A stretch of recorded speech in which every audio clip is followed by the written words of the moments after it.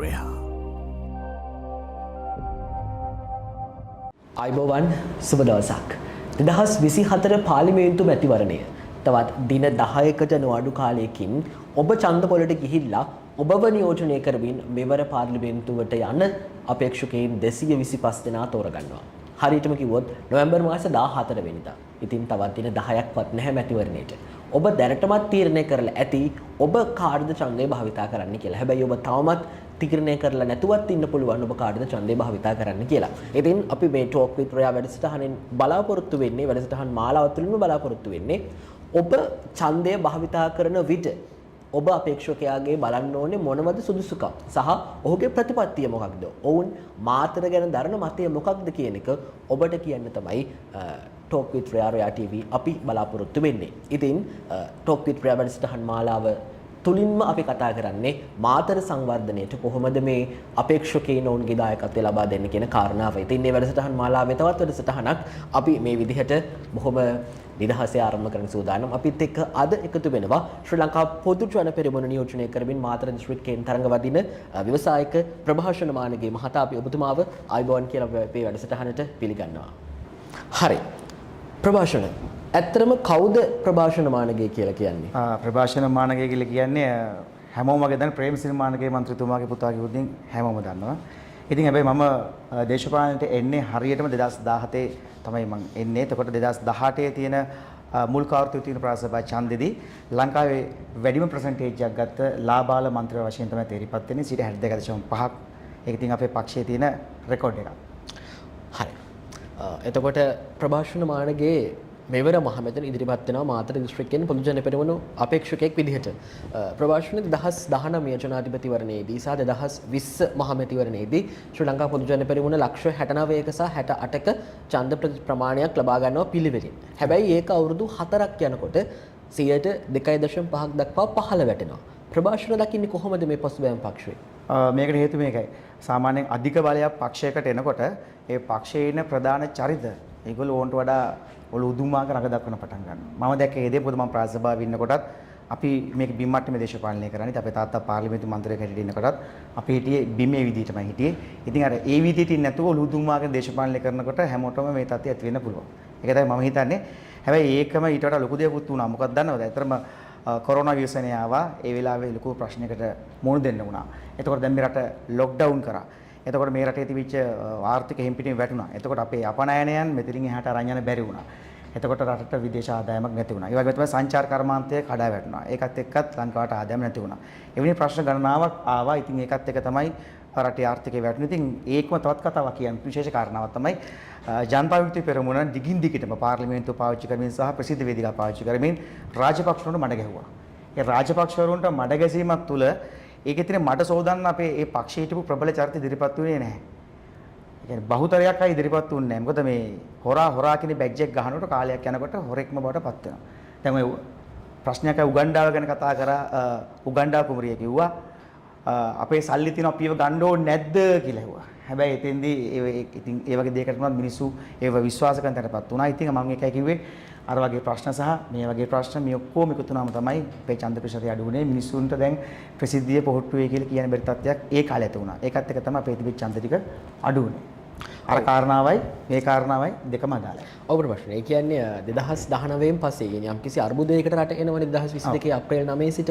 ඒතකොට ඒ කාලවක වානුව තුළ පොදු ජන පෙරමුණේ යම්කිසි മന്ത്രിවරුන් ඉලක්ක කරගනිමින් නායකත්වය ඉලක්ක කරගනිමින් දිගින් දිගටම ප්‍රහාර එල්ල වෙනවා. එතකොට පක්ෂයේ ඉන්න ජ්‍යෙෂ්ඨ නායකයින් පක්ෂය ආරක්ෂා කරේ නැහැ කියලාද ඔබ සඳහන් කරන විදිහ? ඔව් මම කියන්නේ සාමාන්‍ය බහුතරයක් අය එහෙම කරේ නැහැ. මොකද ඒක ප්‍රබල චරිත වලින් අපි සාමාන්‍යයෙන් ඇඟිලි ගාණෙන් කරන පුළුවන් පිරිසක් පමණයි පක්ෂය ආරක්ෂා කරමින් හිටියේ. මොකද ඒකට හොඳ උදාහරණය තමයි මෙවර ආපු ජනාධිපති වෙලාවේදී නාම රාජපක්ෂ මැතිතුමාව අත්හැරලා මේ පක්ෂයේ පොජ්ජන පෙරමුණ හැමෝම හැදිච්ච මේ තැන අත්හැරලා ඒගොල්ලෝ වෙනත් පක්ෂ තෝරගෙන ගියා. පක්ෂයේ ප්‍රධාන චරිත දැන් ඉතුරුලා ඉන්නේ කියපු විදිහට අතේ ඇඟිලි ගාණට කියන පුළුවන් පිරිසක් විතරයි දැනට ඉන්නේ. මම ඒ ළඟට අහන්නේ ප්‍රශ්න හොඳ අඩිතාලමක් දුන්නා. පසුගිය මහමැතිවරණයේදී මාතර මන්ත්‍රීදුර 7න් 6ක් පොදු ජන පෙරමුණට එකක් සමග ජන භාගයට එනවා. ඒ 6 දෙනාගෙන් මෙවර පොදු ජන පෙරමුණු ලයිස්තුව ගත්තොත් ඉන්නේ එක් අපේක්ෂකෙක් විතරයි. අනිත් 6 දෙනා ඔබ පක්ෂය දාලා ගිහලා මේ ගැන මොකද හිතන්නේ? ඔය ඉතින් මම ඒක තමයි කියන්නේ. ඒ කියන්නේ දැන් මේකේ මහින්ද මහත්තයා නිසා ගොඩක් අය බිල්ඩ් අප් වුණා ඇත්තම කතාව. හැමෝම හැදුනේ මහින්ද මහත්තයාගේ නමින්. මහින්ද සුලක් හදාගෙන 2015 දී ඒ වෙලාවේ මහින්ද මහත්තයා ඇත්තම ගෙදර ගියානේ ඡන්දෙදී. එතකොට මිනිස්සු සහ මේ ඉන්න අපේම පක්ෂවල ප්‍රබලයන් තමයි මහින්ද මහත්තයා ආපහු බයලට ගේන්න ඕනි කියලා මේක යාවේ රැස්වීම මාලාවක් කරගෙන ආවා. ඉතින් මෙතෙන්දී ඒදි ප්‍රධානත්වයේ ගත්ත චරිත තමයි මිනිස්සු පාර්ලිමේන්තුවට යවුවේ. එතකොට මාතර දිස්ත්‍රික්කයේ 6 දෙනෙක් ගියෙත් මේ මහින්ද මහත්තයා වෙනුවෙන් කැපවෙච්ච ඉදිරිපත් වෙච්ච අයව තමයි ඇත්තටම මිනිස්සු පාර්ලිමේන්තු යවුවේ. ඉතින් අර දැන් මහින්ද මහත්තයා දුර්වල වීගෙන එනවා වගේ පේනව නිසා තමයි ඒගොල්ලෝ එතුම ඇත්තලා. ඒ නිසා නමුත් අපි ප්‍රතිපත්ති ගරුකයි පෙරදුනත් අපි මේ පක්ෂ හැමදාම රැඳිලා ඉන්න මේකයි මෙවර මෙති වෙන්න අපි බය නැතුව ඉදිරිපත් වෙන්නේ. ඔව්. ප්‍රභාෂණ මාතර කියලා කියන්නේ බහුවාර්ගික දිස්ත්‍රික්කයක්. සිංහල, දමිළ, මුස්ලිම් ආදී වශයෙන් විවිධ ජාතිකයන් මාතර දිස්ත්‍රික්කයේ නියෝජනය කරන. ඒ වගේම දීවර කර්මාන්තය, තේ කර්මාන්තය, එතනින් එහාට ගියාම කෘෂි කර්මාන්තය වගේ විවිධ කර්මාන්ත මේ මාතරේ තිබෙනවා. ප්‍රභාෂණ මාණිගේ විදිහට නැත්නම් පොදු ජන පෙරමුණ විදිහට කොහොමද ඔබ මාතර ගොඩනගන්න බලාපොරොත්තු වෙන්නේ අනාගතයේදී? ඒ කියන්නේ මෙහෙමයි. දැන් සාමාන්‍ය අධ්‍යාපනය ලබන ගොඩක් අය. එතකොට ඒගොල්ලෝ ඒ තියෙන අධ්‍යාපනයත් එක්ක විශ්වවිද්‍යාලය යන උත්සාහ කරනවා. හැබැයි හැමෝටම යන්න බෑ. ඒ විශ්වවිද්‍යාල ගිහිල්ලා උපාධියක් ගන්න අය රජ රැකියාව වලට තල්ලු වෙනවා. නමුත් අනිත් අයට මොකද්ද කරන්නේ? එතන නම් ප්‍රශ්නයක් තියෙනවා. එතකොට ඒ අයටත් පුළුවන් බාහිරව තමයි උපාධිය කරන්න පුළුවන් විශ්වවිද්‍යාල තියෙන. දැන් සාමාන්‍ය මාතර ගත්තොත් තියෙන මාතර තියෙනවා රෝහණ විශ්වවිද්‍යාලය.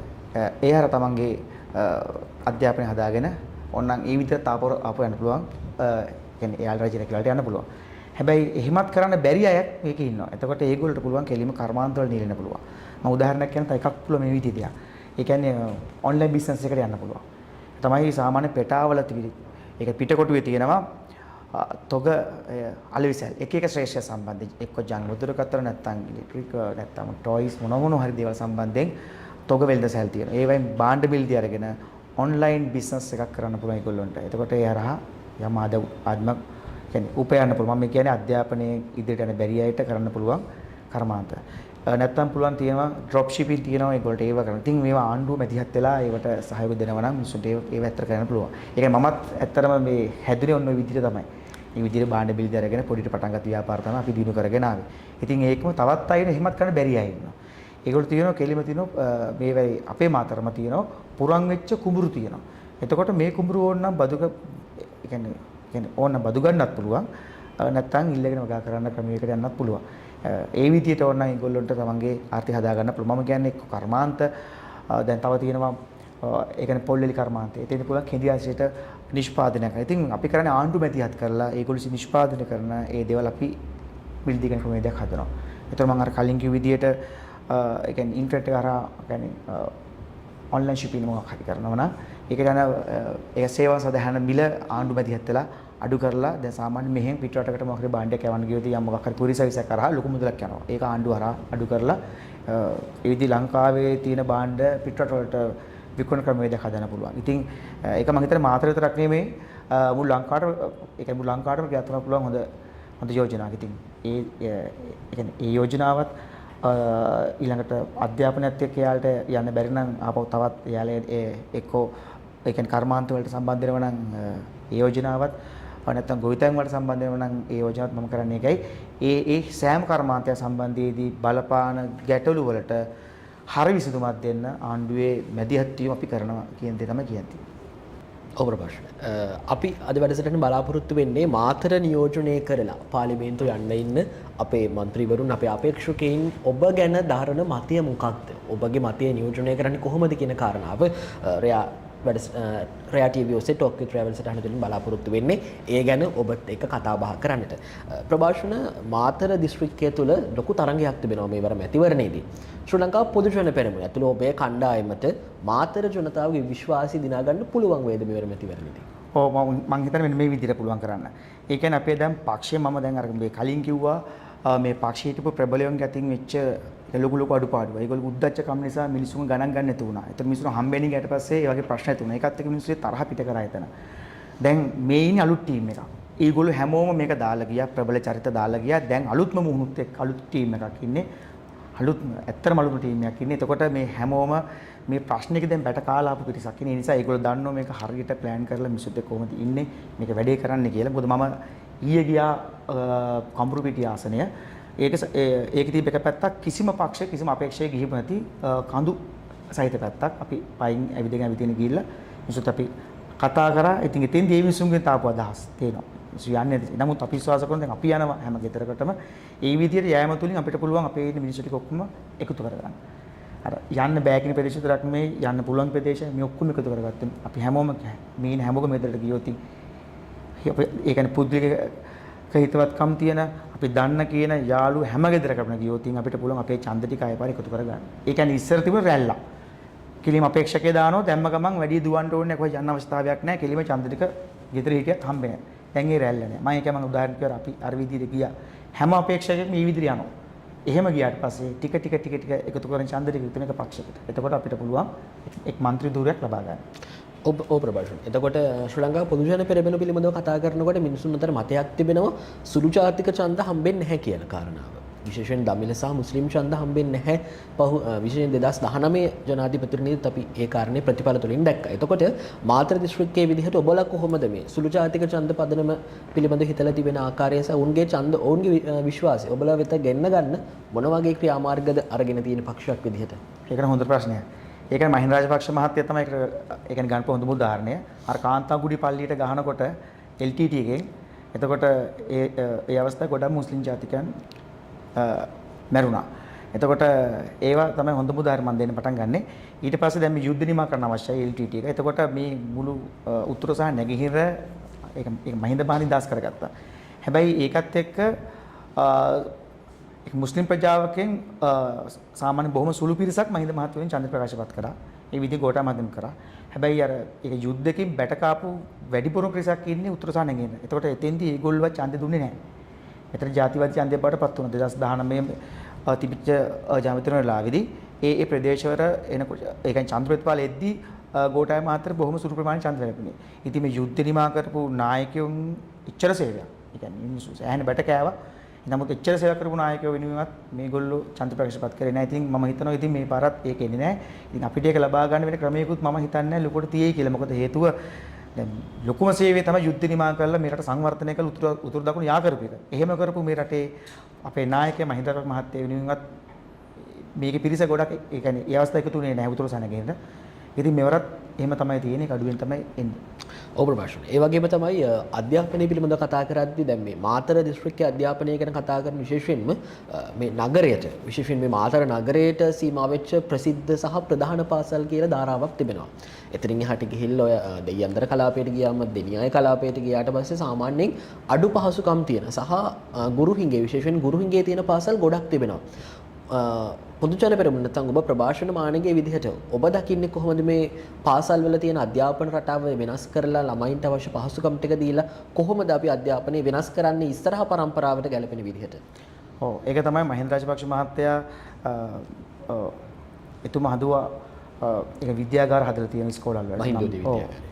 ඒක මහින්දෝදි විද්‍යාගාර හදලා තියෙනවා. ඉතින් ඒ සිවිල් දේවල් ගම් වලට අරගෙන ගියා.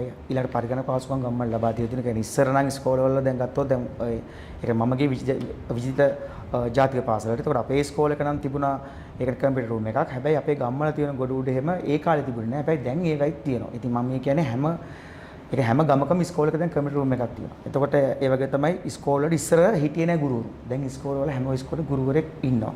හැබැයි දැන් ඉතින් දැන් ඔයගොල්ලෝ කියන්නේ අඩුපාඩුකම් තිබේ නම් ඒ දෙකනේ ඇත්තම අඩුපාඩුක තරන්දයක් නිතරම තමයි ඉස්කෝල වල ඒ පාසුකම් ටික දැන් හදලා තියෙනවා. හැබැයි ප්‍රශ්නයකට තිබුණේ පාරවල් ප්‍රශ්නයක් තිබුණා ඔය කියනවා සමහර ඉස්කෝල වලට යන්නේ නමුත් ඒවත් මහින්ද රාජපක්ෂ මහත්තයාගේ යුගයේදී ඒවා ඔක්කොම සංවර්ධනය කරලා හදලා ඉවරයි. හැබැයි අර ළමයි සමහරක් ළමයිට අධ්‍යාපනය ලබන්න ඒ කියන්නේ ටියුෂන් ක්ලාස් වලට යන සල්ලි නැහැ. එතකොට ඉස්කෝලේ අධ්‍යාපනය තමයි වැදගත් වෙන්නේ. ඉතින් එතෙන්දී දැන් අපි බලන්නේ ඇත්තටම දැන් කියන විදියට තවත් තිබේ නම් පුරප්පාඩු ඒවට ගුරුවරු කොහොම හරි කරලා යවලා මේ ඉස්කෝලේ පාසල් පද්ධතිය හරියටම හදන්න. ඉතින් අර ශිෂ්‍යත්වයක් ගත්තොත් නැත්නම් සාමාන්‍ය පෙළ ගත්තොත් ඒ හැම අවස්ථාවකම හැම ඉස්කෝලේකම නොමිලේ සම්මන්ත්‍රණ මාලාවල් පවත්වලා ඒ ළමයිට උගන්වන්නත් අපුලුවයි. කියන්නේ දැන් මගේ අයියා ගුරුවරි සපුමල් මානගේ කියලා කියන්නේ ගණිත ගුරුවරයෙක්. ඉතින් මට දැන් මම එහෙම දේවල් කරලා තියෙනවා. ඒතකොට අපි අයියලාගේ ඉන්න ටීම් එකක් ගුරුවරු ටීම් එකක් නොමිලේ අවශ්‍ය නම් ටියුට් ටික අපේ පදනම හරහා ඒක ඔක්කොම නොමිලේ ප්‍රින්ට් කරලා මේ ස්කෝල් වලට දීලා නොමිලේ මේ ළමයිට සම්මතන කරන්න පුළුවන් හැම අවස්ථාවකම අපි ඒක කරනවා. එතකොට ප්‍රභාෂණ මානගේ විදිහට මේ වෙන විට ශ්‍රී ලංකා පොදු ජන පෙරමුණ නියෝජනය කරමින් ඔබ වැලිගම ආසන සංවිධායකවරයා. විශේෂයෙන්ම ඔබ සඳහන් කරන ඔබගේ Facebook සටහනක මම දැක්ක ඔබ කියනවා වැලිගම ඔබ යනකොට ආසනයේ සංවිධායකවරයෙක්වත් නැහැ. ඔබ තමයි ගිහිල්ලා ඡන්ද 1600 ගානක් මම මතක විදිහට 1960 ගානක් එනවා ජනාධිපතිවරණේ. ඔබ කොහොමද අභියෝගේ බාරගන්නේ වැලිගම ආසන සංවිධායකවරයා විදිහට? මෙහෙමයි වෙන්නේ. දැන් මම ඒක මගේ ගම ඇවිල්ලා දෙවුන්දර සීට් එකේ තියෙන කෝට් එකට. එතකොට දැන් මේ ආසනයට ගොඩක් අය ඉල්ලුවා මේ ආසනය දෙන්න කියලා දුන්නා. ඉතින් මම කල්පනා කර හුණුවටේ කතාව වගේ තමයි කමක් නැහැ මේක තව දැන් මේකට මම ෆයිට් කරලා මම ඒ ආසනේ ගත්තොත් ඉතින් ඒක කියන්නේ මට ලේසි ආසනයක් නිසා ඒ දෙවුන්දර ආසනේ මම ගත්තොත් ඉතින් තවත් අපේක්ෂකයන් නැත්තම් අපේ ක්‍රියාකාරීන් අපෙන් ඈත් වෙන පටන්. ඒ නිසා මම ඒක අත්හැරියා ඒක ඕන කෙට ගන්න කියලා මම ගියා වැලිගමට. හැබැයි වැලිගම මේ වෙද්දි අනිකුත් පක්ෂවල ඉන්න චරිත ගත්තත් තරුණ සෙට් එකක් ඉන්නේ. හැබැයි එතනින් ගත්තට පස්සේ මම තමයි ටිකක් වයසින් බාලම කෙනා. ඉතින් මම ওই ආසනේ බාරගත්තා. මම යනකොට කවුරුවත් නැහැ. මට හිටියේ 4-5 දෙනා මගේ වැඩ කරන්න හිටියේ. ඒගොල්ලොත් එක්ක මම ගම්පින් වලට ගියා. අපේ පරණ මිනිස්සු හම්බුණා කතා කරා. මන්ත්‍රීවරු හම්බුණා කතා කරා. ඒගොල්ලෝ වැඩ කරන්න එන්න අපි ඉන්න ඕන දෙයකට ප්‍රතිපත්තිගරුක මිනිස්සු අපි බය වෙන්න එපා ඕන දෙයකට අපි සූදානම්. ඒ නිසා නිර්භීත වෙන්න කියලා කතා කරලා ඒ විදිහට മന്ത്രി කොට්ටාස 36න් മന്ത്രി කොට්ටාස 30කට ප්‍රධානීන්පත් කරගෙන තමයි මේ කැම්පේන් එක කරගෙන ගියේ. ඉතින් ජනාධිපතිතුමා වෙලාවේ අපිට ලොකු අභියෝග වලට අපි මුහුණ දුන්නා. ගොඩක් අය කිව්වා ආසන රැස්වීමට සෙනග 100ක්ව සහභාගී වෙන්න බැරි වෙයි කියලා. නමුත් ආසන රැස්වීමේ සෙනග 700යි. ඉතින් ඒ වගේ අපි රැස්වීමක් කරා වැලිගම ආසනය තුළ ඊට අමතරව මැතිවරණේ ලං වෙද්දී අපි කරා ප්‍රධාන රැස්වීම් තුනක්. ඒ හැම රැස්වීමකම සෙනග 500 600 තිබිච්ච රැස්වීම් තුනක් තමයි සූදානම් කරේ. ඒ වගේම තමයි පොකට් මීටින් 50ක් කරා. මම හිතනවා ඉතින් අලුතෙන් ගිහිල්ලා මේ මාසයක් ඇතුළත අලුත් කොල්ලෙක්ට මේ වගේ ගේමක් ගන්න බෑ කියලා. නමුත් අපිට ලොකු ටීම් එකක් හිටියා. ඒක මම විශේෂයෙන්ම කියන්න ඕනේ අපේ දැන් ඉතුරුලා ඉන්නේ කැපුවත් යන්නේ නැති සෙට් එකක් පොහොට්ටුවේ. ඒගොල්ලෝ අපේක්ෂකෙක් ආවත් නාවත් කැන්වසින් ටීම් එකක් ආවත් නාවත් ඡන්ද ප්‍රකාශපත් කරන ටීම් එකක්. ඉතින් ඒගොල්ලොත් අපිත් එක්කලා එකතු වුණා. මේ විදිහට වැලිගම ජනතාවගේ හයිය තමයි මට ලැබුණේ. ඒකත් එක්ක මම වැඩේ කොහොමද කරලා ගොඩ දැම්මා. ඔව්. ප්‍රභාෂණ මානගය කියන්නේ කවුද? නැත්නම් ව්‍යවසායික ප්‍රභාෂණ මානගය කියන්නේ කවුද කියන කාරණාව ඔබට මේ වැඩසටහන පුරාවටම දැක ගන්න පුළුවන් වුණා. ඉතින් ප්‍රභාෂණ මානගයේ මාතර ගැන දරන මතය, මාතර සංවර්ධනය ගැන කොහොමද ඔහුගේ තිබෙන ආකල්පය කියන කාරණාව ඔබට අපේ අද වැඩසටහනෙන් දැනගන්න පුළුවන් වෙන්නේ නැති. ඉතින් අපි බොහොමත්ම ස්තුතිවන්ත වෙනවා ශ්‍රී ලංකා පොදු ජන පෙරමුණේ මාතර දිස්ත්‍රික් අපේක්ෂක ව්‍යවසායික ප්‍රභාෂණ මානගයට බොහොම කාර්යබහුල කාල සීමාවක් තවත් දින 10ක්වත් නැහැ මැතිවරණයට. එවැනි බොහොම කාර්යබහුල කාල සීමාවක් ඔබගේ කාලය වැය කරලා අපිත් එකතු වීම සම්බන්ධයෙන් ප්‍රයා TV අපි විශේෂයෙන්ම ටෝක් විත් ප්‍රයා වැඩසටහනේ අපි ඔබට බොහොමත්ම ස්තුතිවන්ත වෙනවා. සහ මාතර දිස්ත්‍රික්කයෙන් ඔබ මාතරට ලැබෙන മന്ത്രി ධූර 7න් එකක් ප්‍රභාෂණ මානගය ගෙනමින් ලියවෙන්නට ශක්තිය ධෛර්ය වාසනාව ලැබෙන්න කියලා ප්‍රයා TV අපි හදවතින් ඔබට සුව ප්‍රාර්ථනා කරනවා. ඒ වගේමයි ප්‍රේක්ෂකයනි අප මේ රයා TV ටෝක් විත් ප්‍රයා වැඩසටහන් මාලාව තුලින්ම බලාපොරොත්තු වෙන්නේ මාතර මතය නියෝජනය කරන්නට. මාතර කොහොම මිනිස්සු ටිකක් කොහොම 7 දෙනෙක් මාතර නියෝජනය කළ පාර්ලිමේන්තුව යන්න ඕනද කියන කාරණාව ඔබත් එක්ක කතා බහ කරන්නට. ඉතින් රැඳෙන්න අපිත් එක්කම අපි ඉදිරියටත් මේ ආකාර වැඩසටහන් ඔබ වෙත ගෙනෙන්න බලාපොරොත්තු වෙනවා. සහ මාතර ගැන මෙවර මාතර නියෝජනය කරමින් තරඟවදින අපේක්ෂකයන් දරන්නේ මොන වගේ මතයක්ද කියන කාරණාවත් ඔබත් එක්ක බෙදා ගන්නට අපි සූදානම්. එහෙනම් රැඳී සිටින්න ආරාධනා කරනවා රයා TV අපිත් එක්ක දැනට ගිහින් එන්නම්. ඔබට සුබ දවසක්.